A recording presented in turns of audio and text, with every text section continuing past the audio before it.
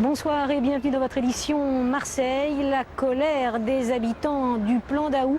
Ils ont manifesté devant la mairie de Marseille le dépistage du cholestérol avec une grande campagne d'information menée sur le Vieux-Port à Marseille. Course en cours. Et sur deux n'a jamais effectué de test sur le cholestérol.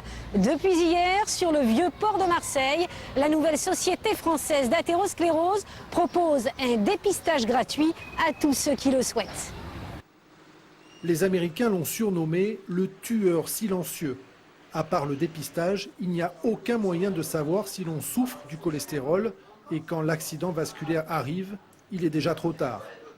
La nouvelle société d'athérosclérose s'est donc lancée dans une campagne de dépistage avec une escale sur le Vieux-Port pour rappeler au public quelques évidences sur ce mal souvent ignoré des Français.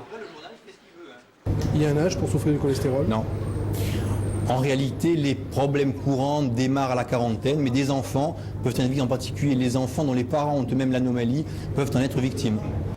Pour le savoir, il faut pratiquer au moins un test tous les 5 ans et comme il n'est pas systématique, il faut le demander à son médecin traitant.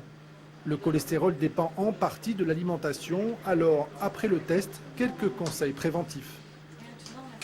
C'est la variété, la solution miracle, et puis d'éviter de consommer trop de produits raffinés comme des biscuits au goûter, du pain et du chocolat, c'est nettement mieux. Des produits de base tout simples en fait, de ne pas consommer trop de produits style frites et choses un peu trop vite mangées. Il faut être vigilant, avoir une alimentation variée, équilibrée. Et faire du sport? Et faire du sport, c'est sûr, c'est très important, au moins 30 minutes par jour. Voilà, donc vous avez 2,16 grammes de cholestérol.